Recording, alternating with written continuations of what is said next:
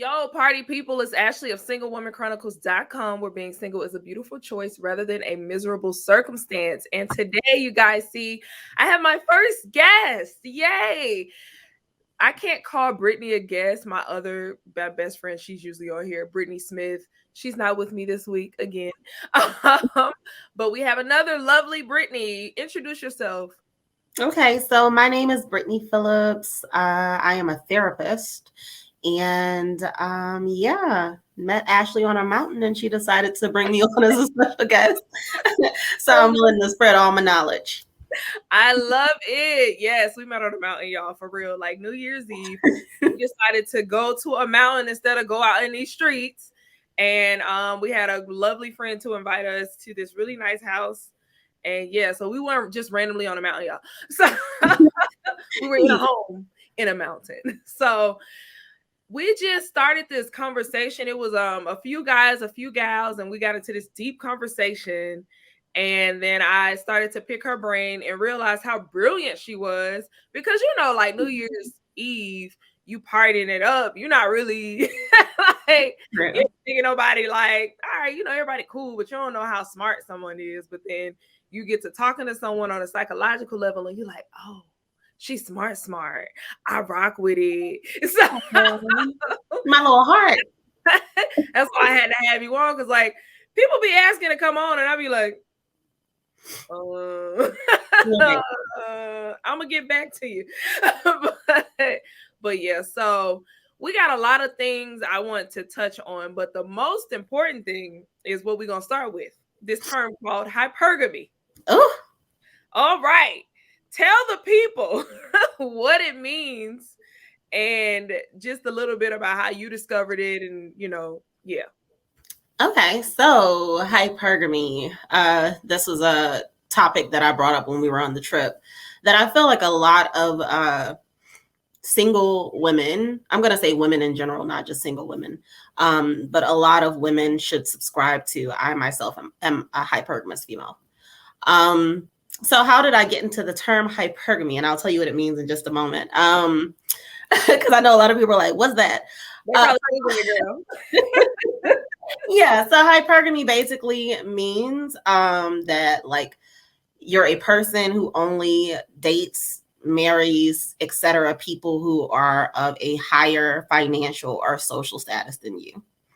I like to send mine, I guess I'll talk about it. I like to talk about it in a sense when it comes to me, as I'm the type of person who will only date or marry a man who at least makes the same amount or more than I do. Right. So not always that I'm looking for someone who earns more. Right. But you do have to be able to take care of yourself. That's really important to me, so that you're not a liability. So yeah, so how I learned about this term, I like to watch a lot of YouTube. I watch a lot of YouTube. There was one YouTuber in specific. I think her name is Chrissy. She has a channel dedicated to all this stuff.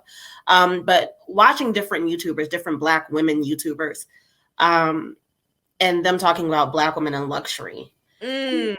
As Black women, we tend to feel like very independent and like we don't need someone to help or someone to like, we tend to not look at a lot of financial things when it comes to our partner because we feel like we have it on our own.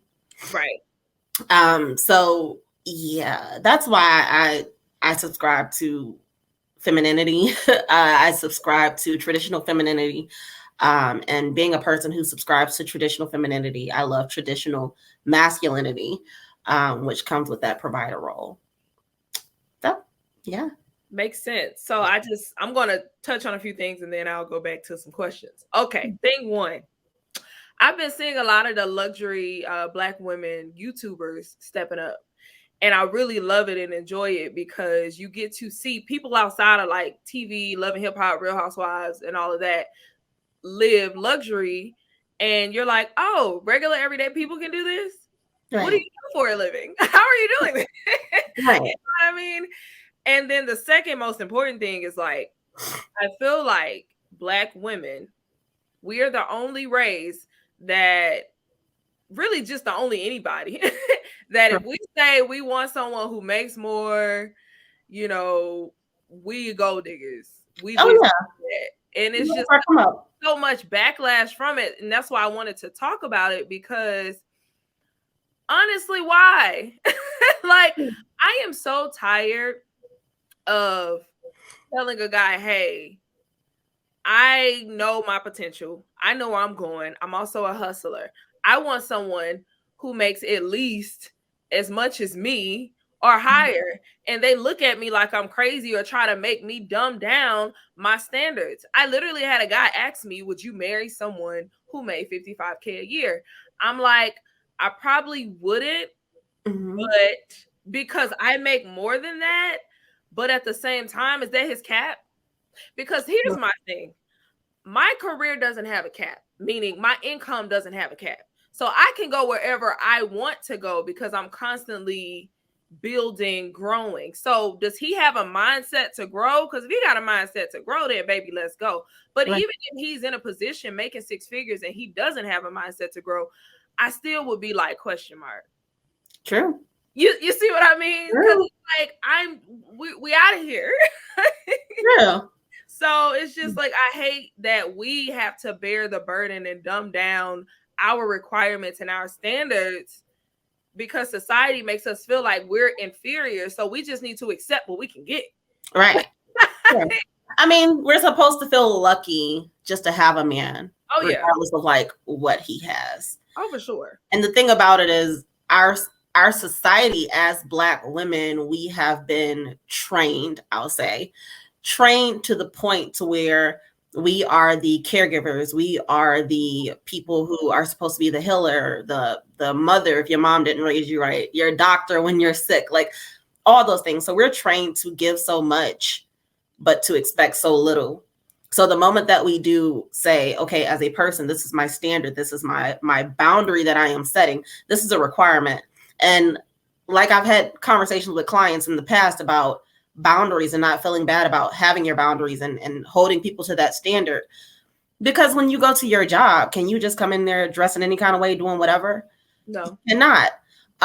Some of the most exclusive clubs out there, can you come in there just dressing whatever, doing whatever? No, you cannot. Well, I'm exclusive and I'm important and I'm significant.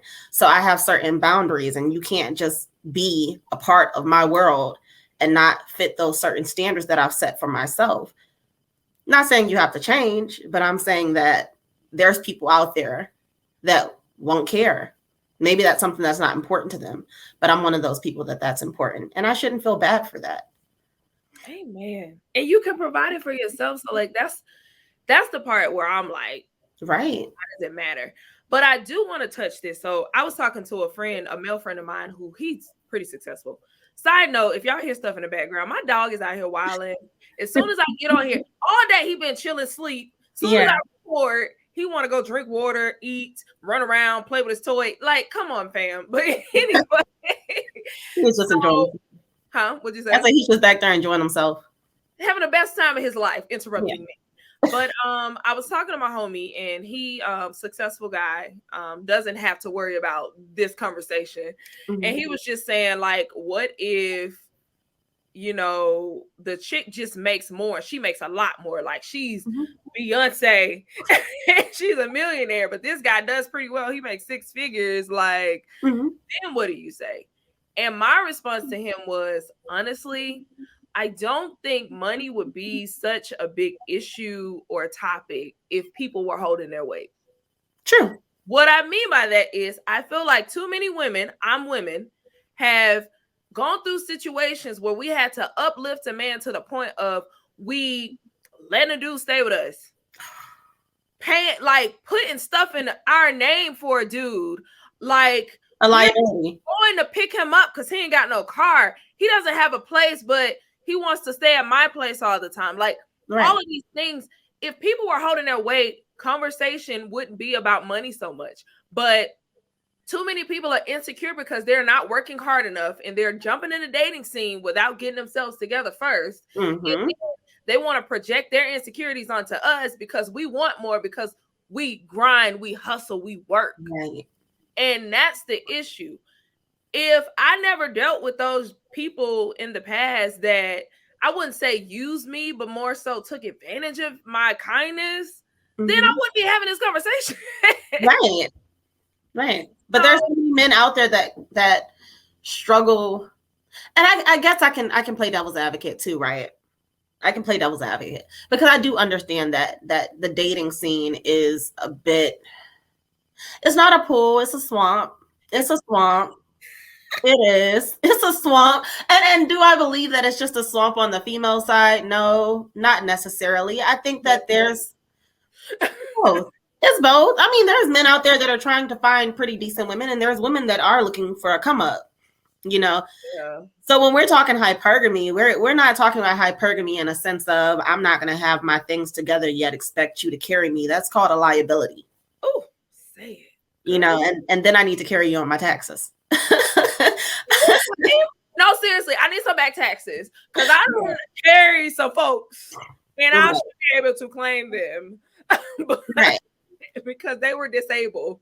They weren't disabled. They were unable to run me my money Right. when I needed it. And that's problematic. Like, no. So do I get it? Yeah, but I think that and that part that you said about how a lot of people have insecurities about their financial situation and they project that onto other people. I think that what men need to understand, because we live in a new generation now where men do want traditionally feminine women, yet a lot of men, and I'm not going to say men in general, I'm going to say a lot of men because I've seen some great guys. Me too. But there's a lot of men out there who do not want to carry a traditionally masculine role anymore. Yeah. So you want these traditionally feminine females that are going to cook and clean and raise the kids and do all these things, but you want to expect her to work a full-time job, take care of everything with the kids, clean down the whole house, have you a home cooked meal every night, and go 50-50 on the bills. Yeah. That is not traditionally masculine roles. The math ain't mathing, really. The math don't math there. So what you're telling me is, okay, cool. If you don't want to, you want to go 50-50. But what you're telling me is you want Alfredo out the jar. You want noodles and noodles. That's what you want. It's giving by That's what it's giving. It's giving hotel dip. Oh yeah. Oh yeah. You getting party food. Clearly. Yeah, it's giving. Yeah, it's just this huge shift, and I feel like women are taking their vengeance because now we have so many hot girls, you know, in society. Oh, yeah. I heard a quote the other day. I can't even remember if it was from a podcast or whatever. Sorry to these people. But they said, if you're gonna use my vagina, I'm gonna use your money. Like, she said, if you're gonna waste my time, I'm gonna waste your money. Like, that is a city girl quote. Yeah, like, so it's just, you know, it's just really hard. It's hard for both sides. And that's why, like, even with my blog, I preach pacing a lot. Because not pacing myself has made me bump my head a lot of the times, because you can meet a guy who portrays or acts like he makes more than you, or acts like he got it together, and he don't, because we live in Flex City. Yeah, we do. So it's just, you know, for me, although money is important, I'm really big on like character. Like, I need to know you have a good heart, but at the same time, it all comes back to, can you take care of yourself? Right. Are you in a position to take care of yourself fully? And when I say take care of yourself, I mean all of your bills are in your name. Yes, not your mama's. Not your mama's, not your ex-girlfriend's, not your baby mama's, nobody's but yours. Right. You have bank accounts, you have credit cards, you have your own home. You don't have to own it. You can be renting, but you got your own, you got a lease or a mortgage. You have a car. It's in your name. You got insurance, like in adult things. Basic adulting. That's bare minimum stuff. And they be coming down on us for wanting bare minimum stuff. But I saw a survey the other day and said, I forgot how many percentages, but it was a high percentage. It was saying that something percentage, maybe like 50%, 60% of men live with their mom. Their mothers allow it. Yes. that's their mom, because you know, when you're a male child, especially in the Black community. Oh yeah, for sure. Yeah, your mom's gonna coddle you. a lot of the times. For yeah. Sure. For sure. So, but I do want to double back to something that you mentioned a moment ago. Mm-hmm. So you mentioned the importance of pacing, right? So pacing, I'm guessing, is in the same ranking with like vetting. Yes. Men before we. Very important. One thing I do want to comment on when it comes to that is the fact that as women, we have got like, I am such a big fan of sitting down and writing out a list of what you want in men so that you know exactly what you want before you get out here searching just in the dark, just reaching around blind. Like that's important. But you know what's equally as important that sometimes women don't understand? Do not tell your list to these men. Do not. These men will turn into Morris Chestnut and start acting. They will play that role for a hot 90 days until you invest it. Listen, if Steve Harvey didn't say nothing else that was right, right. 3 months, right. At 3 months, by then, because usually I've noticed that the 90 days ain't really 90 days anymore. Maybe for me, because I'm celibate, so men don't get that far. Yeah. But it's usually around 30 days for me when the mask starts to fall, the foundation starts to crack. I'm like, dang, y'all have shortened up the time. Right. You gotta see him angry at least once first. I mean, goodness. Because you know that shutdown spirit be in the men. That avoidance spirit. That shutdown, deflect, avoidance. Project a little bit. Flip it and reverse it on you. Right. In these men. But yes, you are absolutely right. Do not be out here telling these men what you want in them. Don't be telling them. Don't even give them your examples. Don't even be like, I want a man like Devon Franklin, or I want a man like Russell. Like, right. You say it. You just be like, I want a good man, and just leave it at that. Anywho, yeah, don't be out here telling folks your list. Just say you want a good man. That's it. And that's it. That's all. And let him show you what a good man looks like to him. Because men will show you. Yeah, and that will also show you if they have healthy examples of masculine relationships in their family. A lot of times they don't, and they're looking for it in rap music and in YouTube and TikTok. So, so that's why a lot of people, Future is their savior. I'm serious. I'm telling you, I put that whole red flag thing was going on Twitter, like the trend. I put, if he listens to Future when he's mad at you, that's a red. I'm serious. That's scary. Listen, I need my man listening to Fred Hammond when he mad at me. Go pray, honey. Right. Just But yeah, long story short, just about hypergamy. For me, myself, I need you to make at least what I make. And if you don't, I need you to have, I don't date potential no more. I date progress. Right. Meaning in the progress, like you're in the process already of going somewhere. So I don't have to build you. Right. And you're showing me what you got, and you have tangible things. Because I mean, I'm an artist. Like, I get it. Like, I have published books. I have a blog, and I'm not where I want to be yet. But at least have those things that I can see that you're working towards it. Like, I'm not about to leave progress. I ain't gonna leave. I'm gonna leave potential, but I ain't leaving progress. So me, it's not more so about the money. But again, I feel like a lot of women have to address this, because if we don't set this standard or this boundary, we gonna get taken advantage of. Right. But my male friends who got money don't talk about this. Like, they don't care. Like, they don't. Honestly, women know who got it. Now it's obvious. We know who got it. We know just by their approach how they carry themselves. How they carry themselves, the way they offer to take us out. It's so chill, and it's not this extra stuff y'all seeing. I'm saying y'all, the men are seeing on TV. They are so chill. They just be offering stuff, and you like, oh, I ain't even gotta have this conversation with him because I already know. And the crazy part about it is usually the man that's not wearing the Gucci belt. It's usually the man that's not out here in a Lamborghini. It's always it's usually not them. Like, it's not.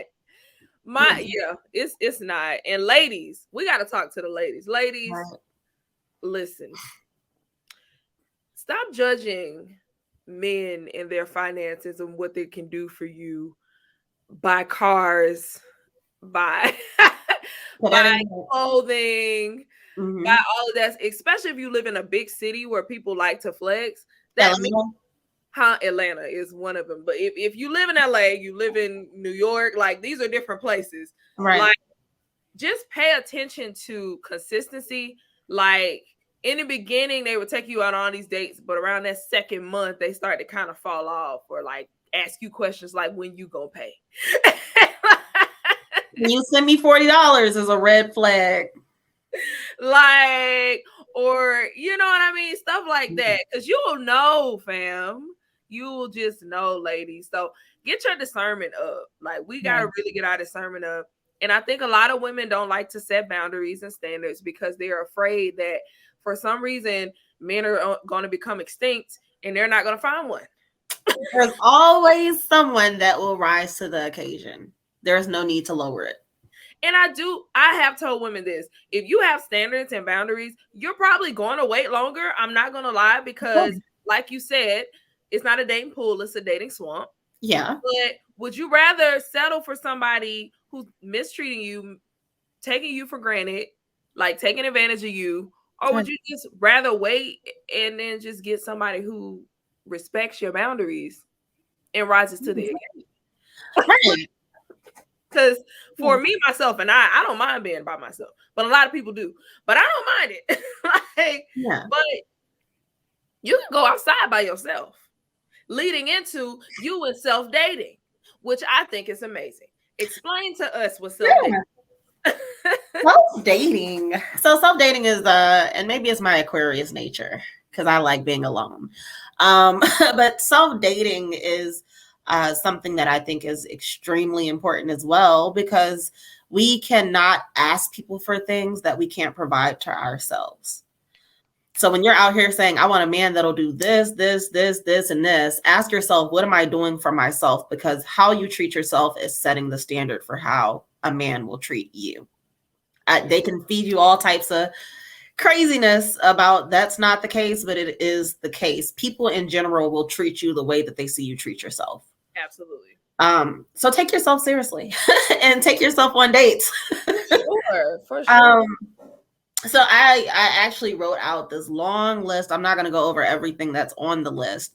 Ashley, we talked previously, so you'll probably put that on your blog so that people can put that on the blog, ladies. Be on the lookout. It's gonna be a whole blog. I'm gonna tag y'all ready. I'm ready for it. Oh yeah. But these are gonna be all places that my lonesome Aquarius self has gone. And not only have I before I don't mean to cut you off, but also we discussed how when you self-date, you position yourself to meet men of better quality. Yes. Because when you're going out, I'm sorry, y'all. I know people say this, but I have to reiterate: you ain't finding no good man in no club. And you're not. And let me tell you why. It's a double standard. Okay, back in the day when I was on my real hot girl-ish, when I went to the club, I wasn't going looking for a good man. I was going looking for the dude with the bottles. Right. I want to sit down, rest my feet. Okay. So if you was cute, good guy, great heart, I don't really see you because you standing by the bar. But if you are, a baller popping bottles and you don't care, I'm trying to be over there. Right. When they go in the club, they ain't looking for no wife. They looking for tonight. They're looking for a good time, not a long time. Exactly. They are looking for a bust down. You could be a wonderful woman.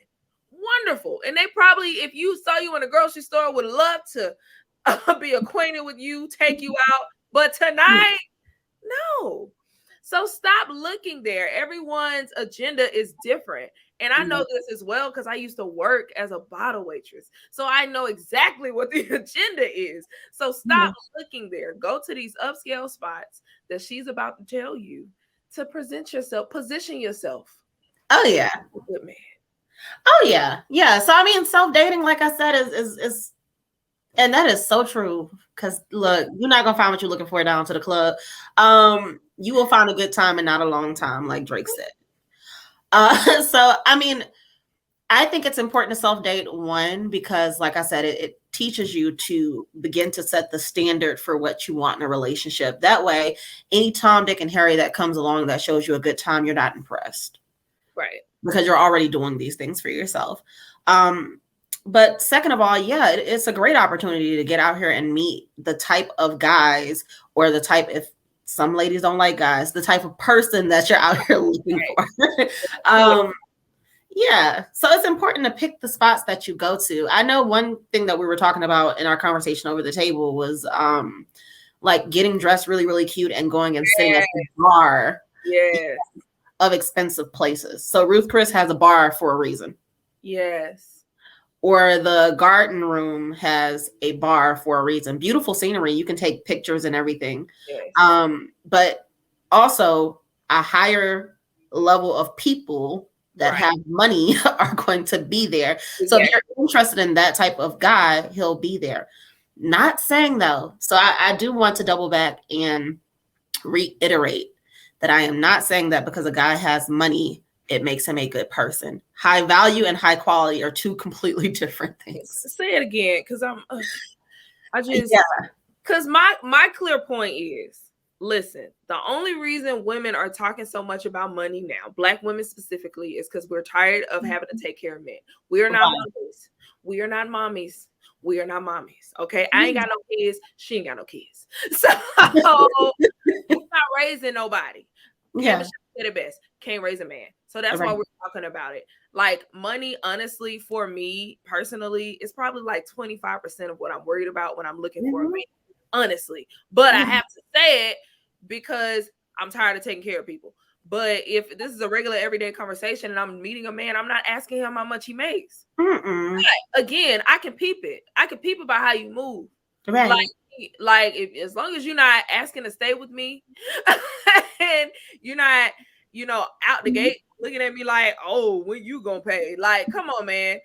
I'm very generous, so I'm going to eventually pay. Like, I'm very generous, so that's why I have to set these boundaries. But we're not saying that. We're just saying if you're looking for someone at your level because you're doing this for yourself, if you taking yourself to these spots, you're gonna find another person that's taking themselves to these spots. Right. Which tells you, hey, we're on the same level. We're equally yoked. So yes. Yeah. Because I do want to reiterate that high value, which is a man with money, does not equal high quality. So he could have all the money in the world and be a terrible human being. So not telling women to aim for men that have money and that things are going to be great. I'm telling women to aim for men that have what they have or more, because you deserve the same luxuries in life that you afford yourself. Period. You deserve that. And if anyone makes you feel bad for that, they're telling you that they cannot meet your standard, and that's period. Period. I want to just and that's period.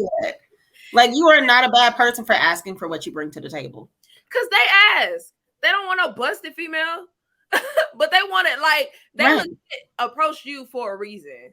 But will your face and ask you questions as if you interviewing to date them when they pursued you. Oh yeah, what do you bring to the table? Any man that asks me that, I'm like, check, get separate. Separate checks. He paid for it. I'm gonna get mine. I'm gonna go ahead out. You ain't nothing else to say, baby. Ain't nothing else you can say to me. I'm good. Because clearly you're looking for someone to take care of you, and women and men are built differently for a reason. We take care of men, yes, but the way that we take care of is supposed to be in a completely different way than men take care of. Women are supposed to be nurturers. Okay, we're doing that. It's le ghetto is the world that we are living in. Yeah, but you pull us out of our natural role when you want us to provide for you and carry you. Exactly. You pull us out of our natural feminine role. So we just have to keep driving it home, because I do hear a lot of women, and this is just a side note for safety. Stop going to men's house on the first date, please. And for me, I hear this so many times. Like, I was listening to a podcast the other day where all men were just talking about how it feels to be single, and they were just talking about, I love if a girl pull up and Netflix and chill. And I'm just like, do you know how many people get murdered off of the internet or just off of Mhm. encounters on dates. You think Right. I'm pulling up to your house, fam? I don't need to go on an expensive date because honestly, I don't like expensive first dates. And let me tell you why. Right. Because I'm not in college anymore where I need free meals. Right. Like, I don't want to waste my time. So if I don't like you, I'm not going to sit in a restaurant and feel obligated to feel like stay the full course. I Period. would rather meet you at a coffee shop. I would rather meet you at Panera Bread for some soup. Can we Like, talk? we're not doing that. So Right. yeah, like stop meeting people for the first time because like dudes will make it seem like, oh, you just want my money, blah blah blah blah. Girl, listen. There's a trend right now on TikTok. He ain't got no money. If he says that, usually If he says that, he ain't got no money. If he has an issue taking you on a first date, baby, he ain't got no money. right. And because if you feel like, okay, I'm really feeling this guy, he seems like a good guy. Maybe he's been like used for dates. Just be like, let's go to a coffee shop. Yeah. Offer something lower. Go to Groupon. You can find something for $20. Like, Can we talk? That's all that matters. can we talk? Alexa, play Tevin Campbell. Because yeah, but stop going on dates. I just had to say that. Oh But yeah. the last topic I want to talk about is dating multiple people at once. Oh, multi-dating. Yes, ma'am. Speak on it and preach on it. Yeah. So multi-dating is huge for me. I'm a big fan of if one don't act right, you need to date them all until you have the one that acts right. Only because this is nothing that men haven't been doing forever. No. They're just not chastised the same way as women for doing the same thing. Multi-dating does not make you a thought, for lack of a better term. It doesn't. It means that you're exploring your options as you should when you are a young person. You should explore your options. Exactly. I liken it to a job interview. So whenever someone is interviewing for a really great position, not only do they do multiple interviews before you get the job, that's one. Not only do you have to have certain qualifications in order to get that job, that's two. But three is they don't interview just one candidate. They interview multiple people and who's right for the job. Keep going. Yeah, I think of myself as that great job. And I think all women should think of themselves as that great job. Like, you're going to want someone that meets the qualifications that you put in place because you are the person that's out here trying to get these people. And think of it this way. When you look at it as far as terms of how a man assesses things, a guy wouldn't be out here, like Ashley stated, with a busted female that doesn't take care of herself, I've seen some guys that will do that. But for the most part, how she carries herself is going to be important to a lot of men. Okay. I'm not going to even speak on like what they look like because any woman can be beautiful in her own regard. It's all about how you carry yourself.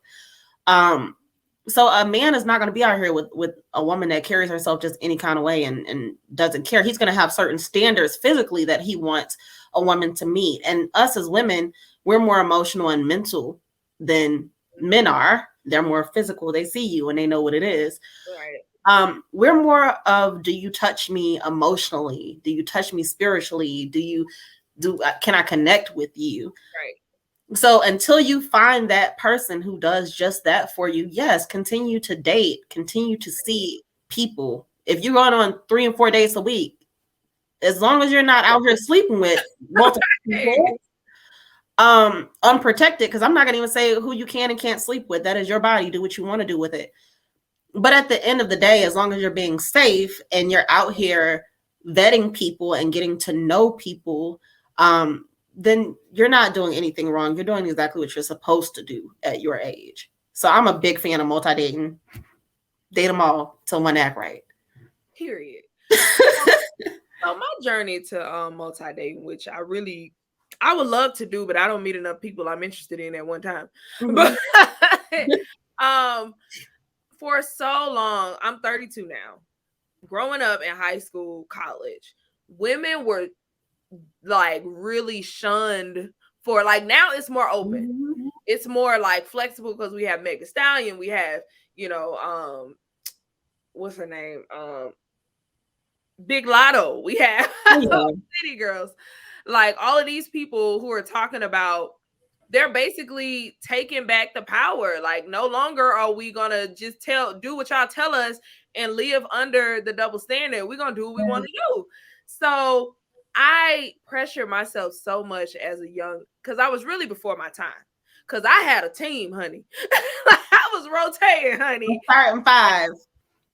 And people would just always tell me like, oh, you shouldn't be doing that because the dude's not going to take you seriously and blah, blah, blah. And I always felt bad. So I always like felt like if I started liking a guy really a lot, I need to cut him off.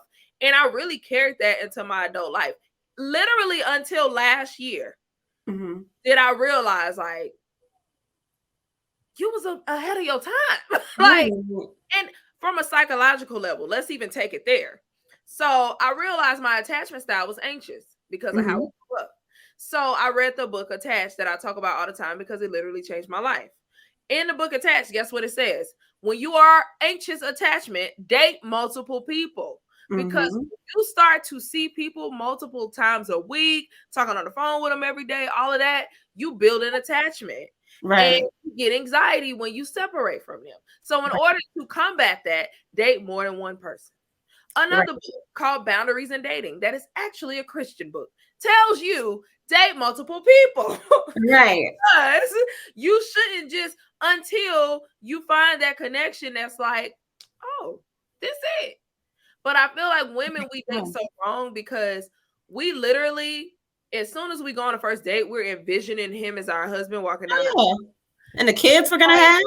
And just, you don't even know him. Right. I just haven't even come out yet. What are you doing? So I'm an advocate for it. Not even on trying to be like a thought or anything, but just learning what you like and also having more hope. I feel like a lot of women are hopeless in dating and settling for everything because we feel like there's no guys out here. Yeah. Of course there isn't if every time you meet one, you cut everybody off. Right. It's time to be a hopeful romantic.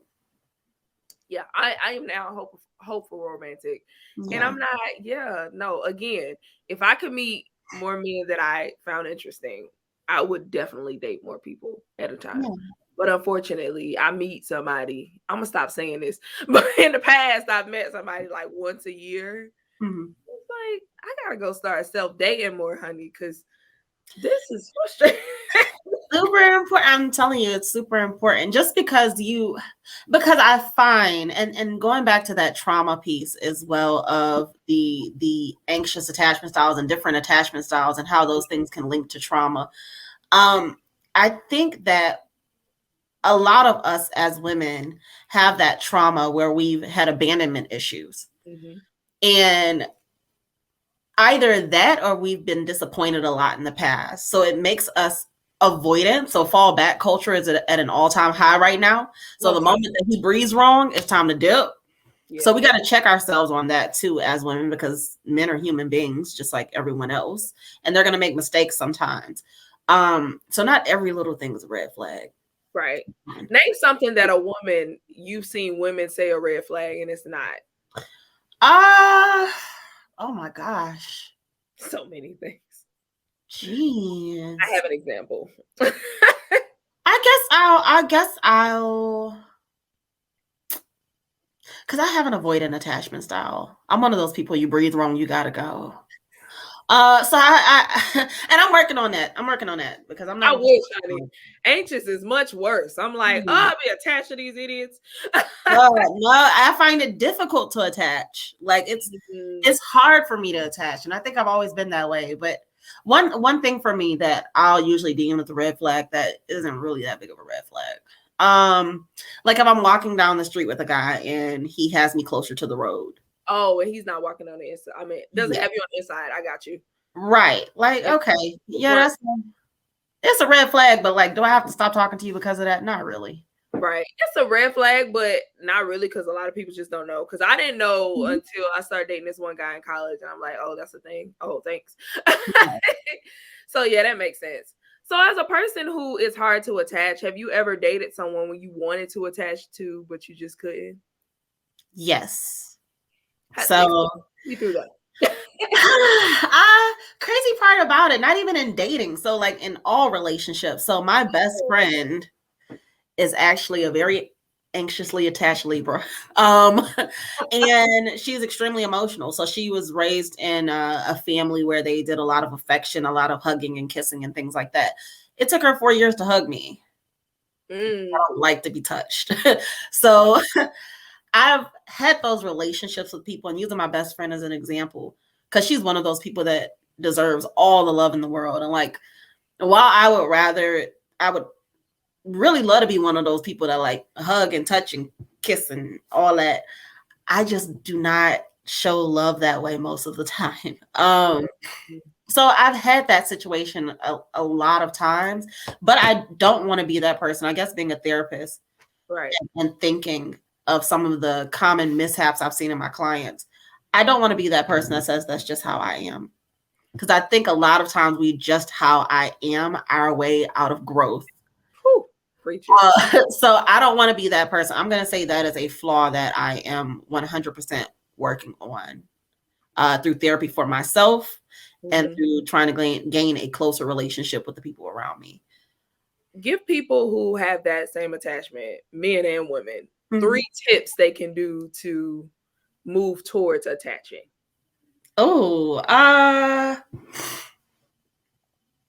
Being self-aware is number one. That's something that has helped me, just being very self-aware of this is how I usually act when I see people catching feelings or having emotions towards me. This is how I usually act when I start to develop emotions. Being self-aware is important because you can check yourself when you get out. Oh yeah, because I have seen myself several times being like, this guy is getting real into me and like I'm feeling him too, but like I want to run. Like, cause ew, feelings. Like, I get it. Yeah, like checking myself on that and understanding that you are worthy of love. You are worthy of attachment. You are worthy of connection, because my attachment issues, I'll say, comes from a lot of stuff. Mostly my childhood, but it comes from a lot of stuff. So that's one, just being self-aware, learning how to check yourself. 2, I would say getting uncomfortable. Getting uncomfortable. One thing I love to say, one of my biggest mottos is you will not grow until you're uncomfortable. We do not grow in our comfort zones. If I could lay in my bed where I'm comfortable 24/7, I would just do that and just let life pass by. I mean, so getting uncomfortable is really important. So if I'm the type of person that usually runs from emotions, what I'll do is I'll surround myself with more support. Gotcha. Because it trains me to get into the mindset of learning how to receive love the way that people give it to me. Right. Because yeah, love language is extremely important. Some people love by physical touch and all those things. And I know, even though it's not my particular love language, that I can accept it the way that you give it, because I can't ask you to change. I have no control over that. So getting uncomfortable is important. And 3, I would say, there's this technique that I usually use with people who have parental issues, or like they weren't raised by a parent or their parent died young, called reparenting. So basically reparenting is like, if you were not used to these things coming up, you idealize your perfect mother and you idealize your perfect father, and you write those down. And then you be to yourself what you want others to be for you. So doing that, but in a sense of doing it with yourself. So envisioning what your partner would be like, those things that you want from your partner, writing that down on a list, and then practicing being that to yourself. Got you. Yeah, because it gets you out of that mindset of, because when you're so avoidant, it can really feel like it's just me. All I have is myself. Got you. So getting yourself out of that mindset, learning to be to yourself what you want from other people, and then showing up as that woman and allowing people to be that for you and accepting that love. So beautiful. Because I've never spoken to someone who was avoidant that admitted that they were avoidant. Oh yeah. Most avoidants don't think they are. Mm-hmm. I'm lying. I do have a male friend who said, "Oh yeah, I'm avoidant," and he's in therapy and everything. And like I thought about it, I'm like, yeah, because every time you date a girl, you literally leave town when It's serious, huh? It's time to run. really leaves and like be deuces, and she be all crying and stuff. And I'm like, he's like, well, I don't know why she acting like that. We've been living together for 2 years. Are you crazy? Right. You are crazy. You are. Yeah. Well, since you said just that, I want to speak to the anxious attachments out Sure. there and give them Give us some some hope. tips that I've learned. Number one, I already mentioned pacing is a lot. You have to space out your dating. Meaning, if you meet someone you like a lot, you can't talk like you can talk to them a lot, but you really want to limit it. You don't want to be staying up late at night, losing your sleep pattern. You don't want to be like trying to see them real quick. Right. You just met them. You don't want to be hanging out with them every single day in the beginning. You want to build trust because you don't know where that relationship is going. So Right. you need to understand how to vet people and discern if this person going to be in your life for a long time or a short time. Right. Because you can't just go around attaching yourself to everybody, because when you have to release that attachment, hell. It is hell, because you go through so much anxiety. You don't release people like normal people release. It takes you longer. So you want to make sure you're taking your time. So that's number one. You need to pace yourself and be self-aware, like she said, cognitive of, oh, I'm doing it again. Don't you do it. Don't you do it. Two, which was huge for me. Understand, and this is for my romantic life, understand that your romantic life isn't as important as fulfilling as all your other relationships. I used to put so much pressure on my dating and romance that, like, if I was dating a guy, I would think hanging out with them was more fulfilling than hanging out with my friends. Gotcha. Or hanging out with my family. And that's not true. You have to understand that those other relationships are just as important. So I learned, like, when I have moments where I'm like, dang, I would really love to be in a man's presence, instead of going and hanging out with a guy I'm dating, I'll go to my mom's house. I'll call my friend, like, let me hang out with her. I'm gonna tell this dude no. Like, so shake it up and understand that your friends are just as fulfilling as this dude or this girl. You know what I mean? So that's another thing that I did. And then 3, let me see. What else did I do? Mindfulness is a lot. I always talk about mindfulness. And if you don't know what mindfulness is, it's a meditation practice. And you learn to think about what you're thinking about. Because every thought that comes in our mind is not a fact. Right. The thing about anxious attachment is you will, if that person, for example, doesn't text you at the time they normally text you, you'll start telling yourself that they're leaving you and abandoning you. Right. So you start texting them all crazy. You'll start calling them. It'll be an anxious response. But instead, if you learn mindfulness and learn how to think about what you're thinking about, you'll be able to talk yourself out of what that crazy issue about to do. So you'll be able to be like, all right, they not hit me up, but they could just be busy. Or it doesn't mean that it's over. It could just be that they fell asleep. That's true. You know what I mean? So it's like you have to talk yourself out, because y'all don't understand how many people I done cussed out on an anxious rage. And they wasn't even doing nothing, huh? Most of the time they were. But my dignity and pride, like my therapist told me, like, you don't have to respond to your trigger that way. You have to learn how to respond to your trigger properly, and you're not. So you're giving somebody that much energy that don't deserve it. So even if a dude shut down on me, because that's the worst thing you can do to me, and I always say that in the relationships, like if I'm dating a guy up front, I tell him, listen, I've battled with abandonment, and this is what we're not going to do. If you get upset with me and you need time, don't shut down on me. Tell me you need space, and that's cool.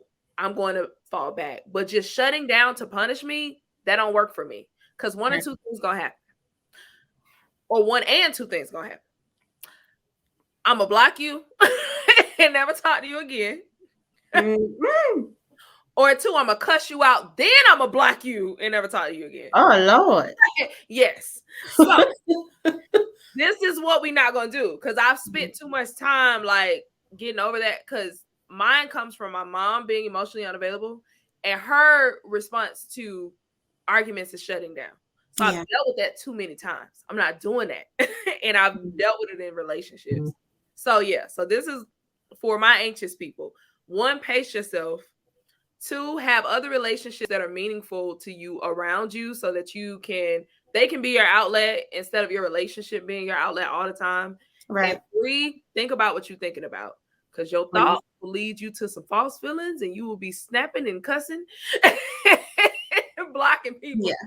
So yeah. It's important to operate from your wise mind. But I guess what I'll say, seeing as though both of our attachment styles developed in childhood, what's really, really important for my ladies out there is do not allow your childhood traumas to make your adult decisions. Ooh. Do not. And that's why self-awareness is so important. If you are not to that level where you're self-aware enough to not allow your childhood traumas to make those decisions for you in your adulthood, because a lot of us still act out as if we were children in our adulthood. That's very true.